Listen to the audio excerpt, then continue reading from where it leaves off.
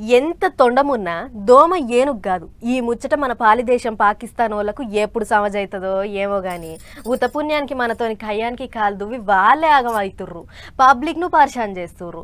ఇప్పటికే పాకిస్తాన్ వాళ్ళ పరిస్థితి బీడికి బిచ్చం కళ్ళుకు ఉద్దర అన్నట్టే ఉన్నది. ఇక ఇప్పుడు మనతోని లొలిపెట్టుకొని ఈగింత దివాలా తీస్తుర్రట. పాకిస్తాన్ సర్కార్ వాళ్ళ పాపం అక్కడి పబ్లిక్కు శాపం అవుతున్నది చూడుర్రి. ఆలుబిడ్డల అన్నానికి ఏడుస్తుంటే చుట్టానికి పిల్లలు లేరని రామేశ్వరం పోయిండట వెనకట్టుకోకడు. ఇట్లనే ఉన్నది ఇప్పుడు మన పాలిదేశం పాకిస్తాన్ వాళ్ళ వ్యవహారం. మనతోని లొల్లి చేయబట్టి పాకిస్తాన్ లో అన్ని సామాన్ల రేట్లు పెరిగినాయి.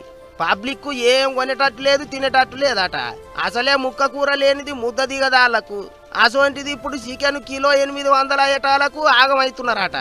కోడిగుడ్లు డజను 330 రూపాయలట. బియ్యం కిలో 340 రూపాయలట. పాలు లీటరు 220 రూపాయలట. మీదికెంచి యుద్ధం అని చెప్పి పబ్లిక్ అందరినీ 2 నెలలకు సరిపోని సామాన్లు ముందే కొనుక్కొని పెట్టుకొని అన్నట్టు చెప్తున్నారట అక్కడి సర్కారు వాళ్ళు. ఇటు చూస్తేనేమో శీతం పెరిగినాయి రేట్లు. తిండి దొరకక ఆకలి కొని సత్తమా ఏంది అన్నట్టే ఉన్నదట పాకిస్తాన్ వాళ్ళ పరిస్థితి. ఇటు మనోళ్ళు పాకిస్తాన్ దిక్కు నీళ్లు పోకుండా ఓ 2 ప్రాజెక్టులు మొత్తానికి బంద్ పెట్టిండ్రు. ఇక ఇప్పుడు ఆ ప్రాజెక్టులలో పూడిక తీసే పనులు చేస్తున్నారట.